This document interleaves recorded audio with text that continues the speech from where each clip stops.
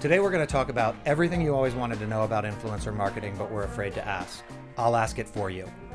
I think there's been, a lot of people in the industry who have watched the stellar pace at which influencer marketing has become a central piece of any brand's all up frontline marketing approach. I'm not ashamed to admit that my teenage daughter, I reached a point at which I was like, okay, she's not watching any of the stuff that I watch on, cable or broadcast television or anything. She is watching influencers and she prefers influencers.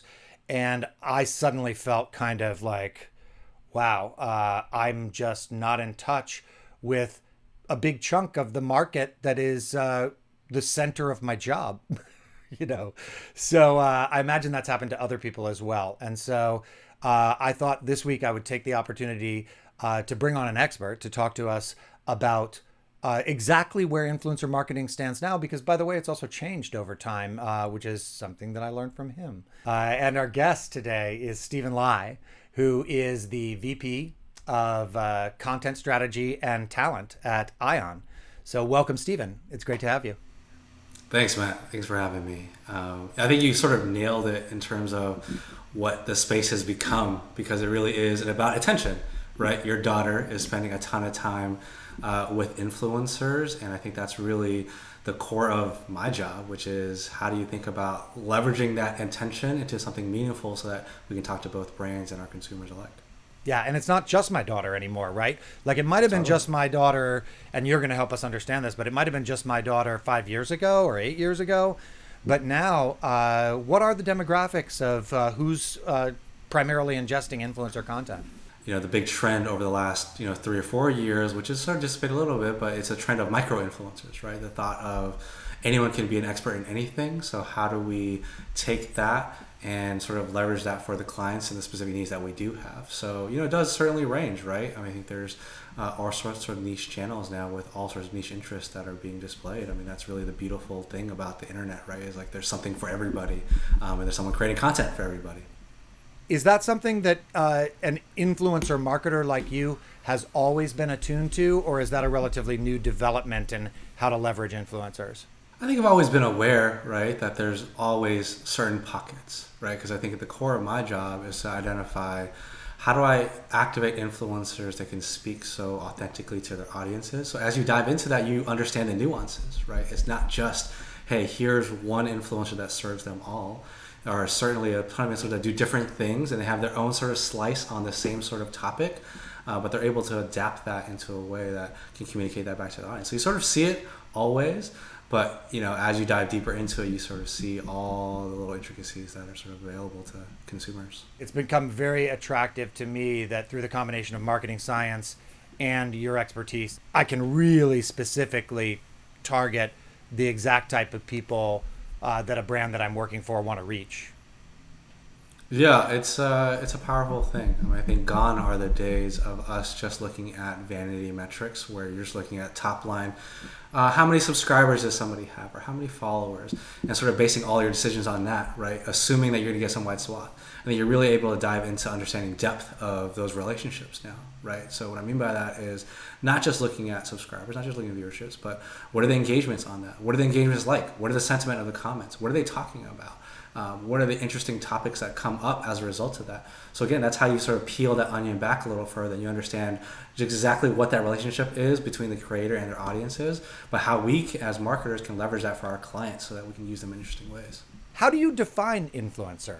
Maybe you need to look back and say, how did you define influencer and how do you define it now? But if I asked you, what is an influencer, and is there, and how do they serve in a brand's all-up frontline marketing approach, what would you say?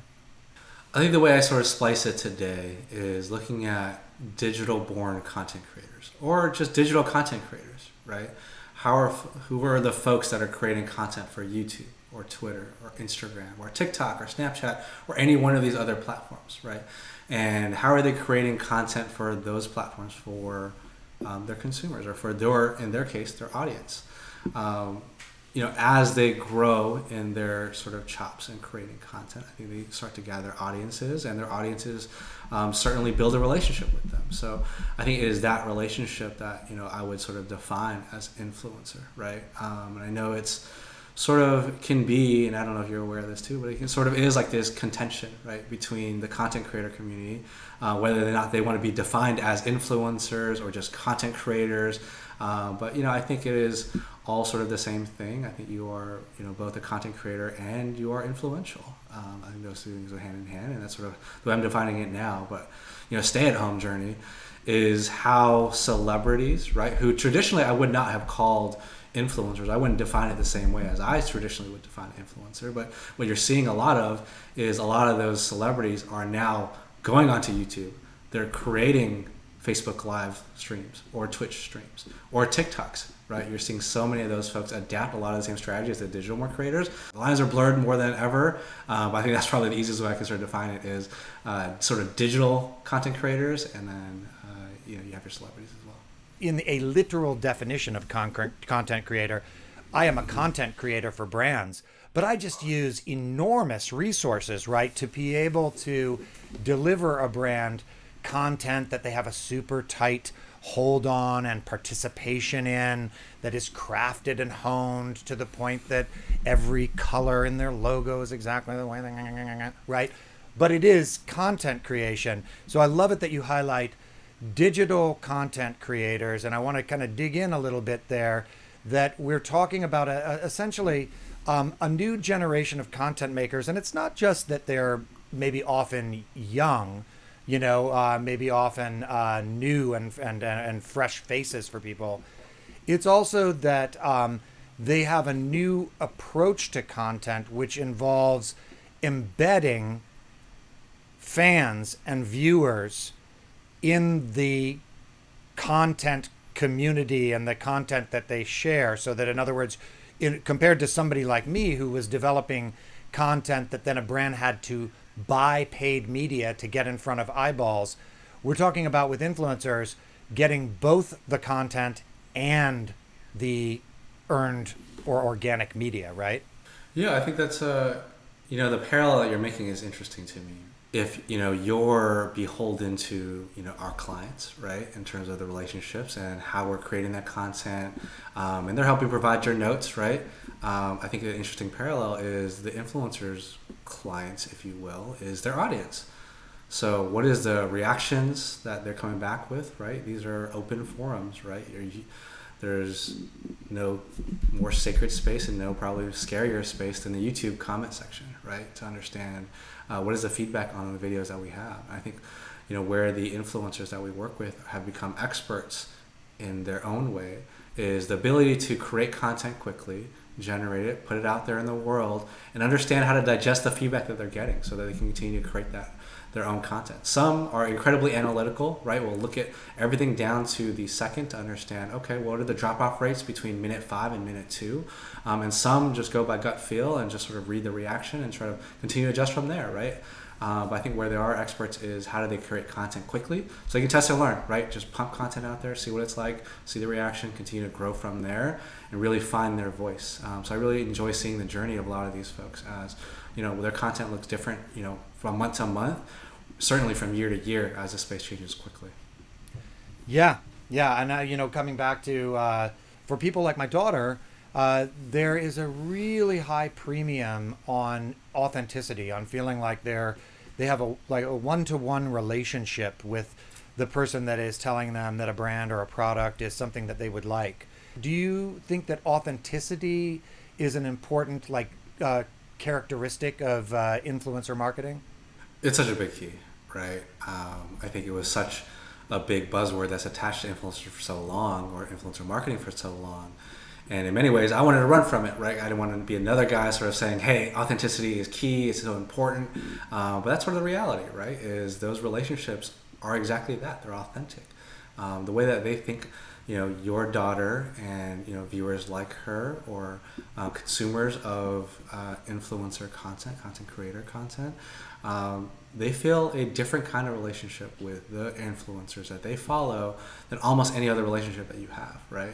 So I think it's sort of powerful to understand how to wield that responsibly so that you're not sort of taking advantage of what that situation is.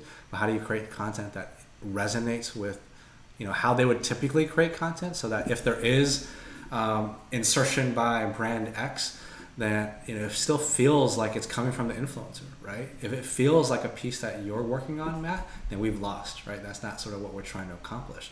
We are trying to talk to them differently, right? So it isn't exactly the same messaging points that you exactly want to hit, but thematically, sure, you absolutely want to make sure you stick to that. And I know from having personally worked with you that you spend an enormous amount of time curating the influencer to the brand and to exactly what the brand is trying to do at that particular point with the program. So I think that authenticity comes from the influencer having been selected to serve a very specific purpose that they're already organically connected to, right? Starting off by choosing the right influencers is the entire journey, right? If you're not choosing the right influencers at the beginning, you're not going to get the right content that is being output, and it's not going to go to the right audience, and it's not going to be received by the right people, right? So I think, we need to ensure that we're starting there, and I really try not to shortcut that process. So it's really about how we look at all of the data available at our fingertips, right? I think that's sort of the beauty of, our business, is that there is a lot of data.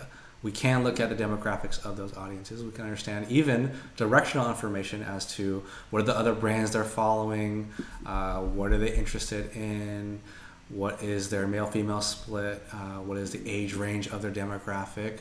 But, I think really more importantly too is really trying to understand what is the depth of that relationship, right? So I sort of hit this on earlier, and this is why it's so important to me, is to understand folks that really have a deep engagement with their audience, right? So it's not just top line metrics, right? I mentioned it earlier. It's not just impressions, not just views, it's not just followers, because those numbers are interesting, but ultimately they don't tell the full story. So how do we dive deeper into that and understand that to ensure that we're choosing the right influencers every time we go about any campaign that we work on? And it's really important to me to make sure we focus on that. When you engage a partner to help you find the right influencer, are they typically free to look at all influencers in the market, or do they have a roster where you're getting you're getting a choice of who they have? Our approach is to be agnostic, right? To your point, where, we're looking at how do we choose and identify the right influencers first, right? And then looking at how we sort of connect with them and work on that relationship. So, we don't have a set roster, right? We certainly have relationships and we have a strong understanding on how to navigate this space, but really it's about how do I identify the right influencers for each of our projects and clients, and then go from there. Given your particular approach to it, have you ever found that not having a fixed roster bites you in the ass? Like, does that mean that you can't get, an iJustine or a Ninja, because they're engaged by very particular kind of companies that manage them? I mean, at this point, not really, right? They have teams, right? Justine, Tyler, they have teams that we all have relationships with, right? So, if we needed to present an opportunity to them, I feel confident, and I've always felt confident that we could bring that opportunity to them. Whether they accept is a different question, right? Obviously, it's a balance of value proposition and what we have to offer, and the opportunity to create interesting content. At the end of the day, that's really what it is about for most of these content creators, is by doing this partnership, are we allowing them to create content that resonates with their audience, or are we presenting them an interesting opportunity to create something new and different if it is going to be different than their current content? There is a misconception that being a content creator is easy. I can say that it's not easy, right? I spent 4 hours setting up all of these lights today to make sure that we had this look. And I'm sure you spent time sort of setting it up too, right? So it's not easy to create content on the cadences that they do, right? Tyler Ninja is creating a live stream every single day for hours at a time. And then he works on his YouTube channel, and then his Instagram, his TikTok. And he's trying to maintain all of these different platforms to create original content for each of those platforms, right? Because every platform is going to respond differently to the amount of content they create. So it's not easy. I think it's a full-time job, if not more than a full-time job. You said to me something the other day, which I found very interesting, which is our influencers wouldn't have, I would say, nearly as much to talk about if they didn't have the brand marketing material that traditional marketing has made. Can you elaborate on that a little bit? The entire spectrum is important. The entire spectrum of content. Consumer journeys are so complicated and so convoluted in these sort of times, right? Where, I brought it up in the open, which is, there's so many things that are clawing for attention in these days that you really do need to think about how does it all work together in a funnel, right? So it's sort of looking at it as, influencers aren't going to be your one-stop shop. They're not going to solve everything. Just like, a traditional TV spot isn't also going to solve all aspects of that funnel, right? So, you certainly, no, definitely not today. So you really do need to look at how do you choose and pick and choose to ladder a lot of these tactics together to understand how to effectively target your consumer and ensure that they understand your message through all of those mediums, right? The way that you would tell your story through influencers, to your point, is not the way that you would tell it through a TV spot and not the way that you would tell it in a conversion buy, right? So how do you sort of think about all those things together and leverage them to make sure that you're building the right media plans, the right marketing strategies to ensure that you're targeting your consumer in the right ways, the way that they want to be talked to in each of those mediums.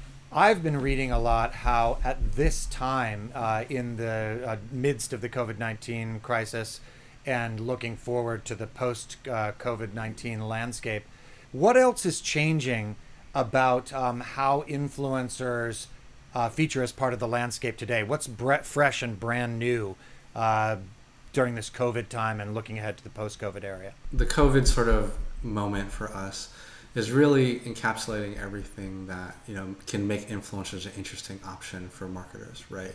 They come with an organic distribution of their own content. They come with their own production capabilities for the most part. So you're able to really bridge a lot of those things together for this environment. So as a result, I think you're seeing a lot of interesting things, whether it's donation sort of streams or charity initiatives that they're sort of driving, right? Down to just how we bring people together, right? I think as we're thinking about what's happening in these times, we are thinking a lot about how we bring people together, and our influencers do a really fantastic job of building community and being able to leverage that community to create moments in time. So I think that's where I'm seeing a lot of interesting things happen, is how do we create these live shared experiences at a time where it's hard and difficult to have live shared experiences.